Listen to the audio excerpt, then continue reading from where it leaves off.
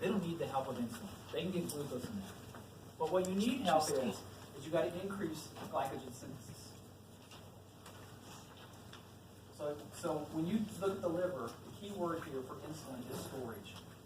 It's going to increase anything associated with storage of glucose, and it's going to decrease anything that produces glucose, so gluconeogenesis. In other words, it doesn't want to produce any glucose in the blood. The liver's main role, one of its major roles, is to increase blood glucose levels, to maintain it. You do not want insulin to do that. The insulin's always about storage, okay, for the liver. Muscle, not that easy, because muscles can't get glucose into them, and they make up 40-45% of your body. They can't get glucose. So, insulin increases the expression of GLUT4. They have GLUT4 channels, they're just not expressed unless you have insulin. So it makes it permeable. Also increases blood flow, increases amino acid uptake, increases glycogenesis, the creation of glycogen. So again, if you look under here for muscle, it's all about storage.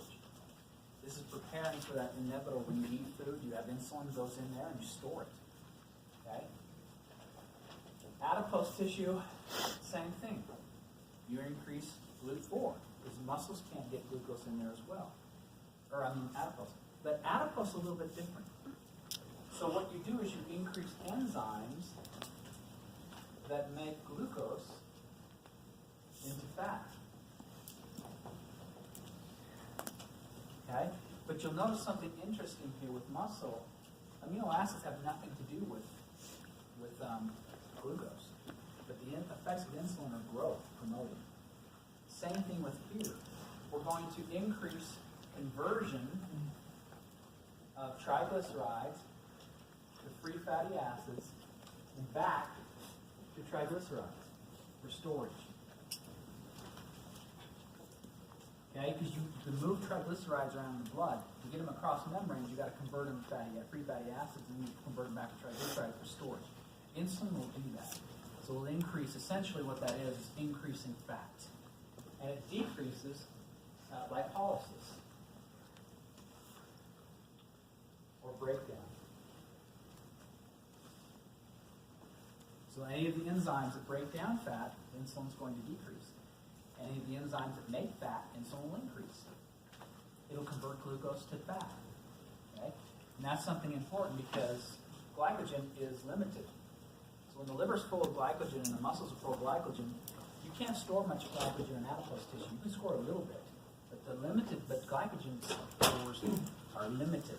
Fat, though, for some reason, unlimited storage. So if your glycogen is full and you keep eating, you're going to make it store as fat, and that's an unlimited resource. Fascinating. But that's what insulin does on these kinds of tissues. So you could also put here storage.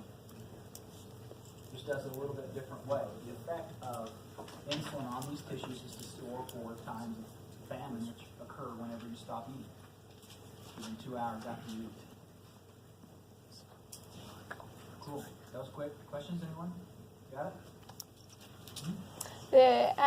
On the adipose, the third one down, so increases the conversion of TB to what? Free fatty acids. Oh, okay. FFAs, yeah. Free fatty acids. So you can move them across membranes. There's a bunch of enzymes associated with that. I think you should go to the book and make sure you got these down, because I just gave you a quick overview, but the book does a decent job of telling you the effects of these things. Okay.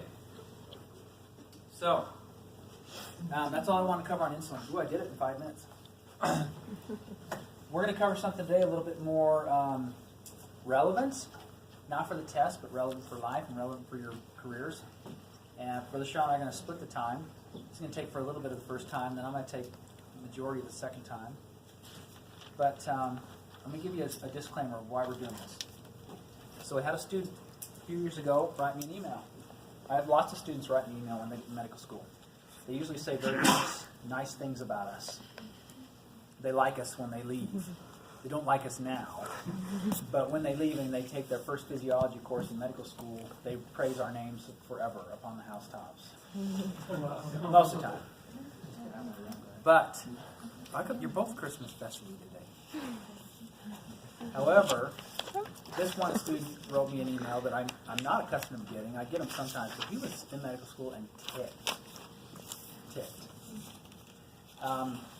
He just finished his first rotation, and they had different teachers come in. And his teacher was a transgender individual and made such good arguments that our student was quite confused.